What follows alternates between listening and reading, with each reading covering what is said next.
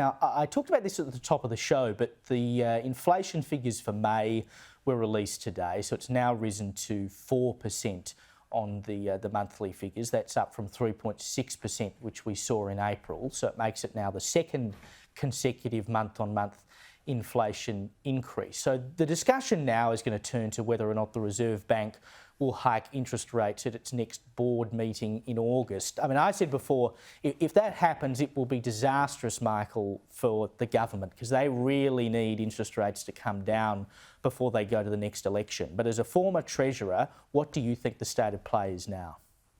Well, I'd be waiting for the quarterly figures, but I think it's very grim for the government. And as I said at the time of the budget, I think that the budget was flawed in its strategy. You've got to remember, we're putting in another $40 billion worth of demand. That's at the federal level, with the tax cuts included, at the end of the month. And that's going to feed right into the demand pressures at a time when the economy may be slowing, but demand in the economy won't be slowing. And then you've got all of the states that are running budget deficits, significant ones, and capital programs that are ridiculously unfunded. So I think they're in a real difficult position, and I agree. If there is another interest rate rise, I think this government's future looks extremely grim. I would predict that if there's another one, there's likely to be a following one as well, because that clearly would show that they are concerned, and you don't see any mitigation in the short term with all of those funds going in at state and federal level. So, the budget strategy was flawed. Chalmers, is full of bluff and, hubris about where the economy is going. And I think all the chickens are going to come home to roost. Well, and this is the thing, Garth. I mean, that budget is going to have to do a hell of a lot of heavy lifting if it is to achieve what the government wants it to achieve. And we were warned at the time that it was expansionary and inflationary. You hand money around, and sure, you don't put it in their hands, but like the $300 off your pay bill, your power bill, right?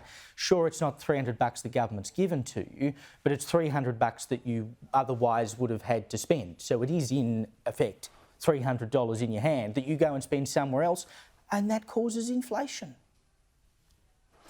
Look, I'm always reminded of the exquisite simplicity of economics. And, some things can't be avoided. You're putting more money into the inflationary times. More government spending in this period was always going to drive inflation harder. We're at $350 billion of additional spending since this government came to power. Jim likes to talk about himself in terms of being a student of Keating. Keating reduced government spending as a percentage of GDP 3 budgets in a row. Jim's increased it. He's done the complete opposite.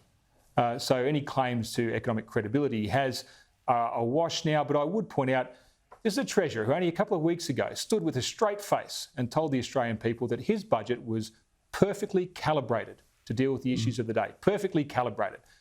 Looking back now, the hubris, the arrogance, and just how out of touch he is with that simple, basic economics.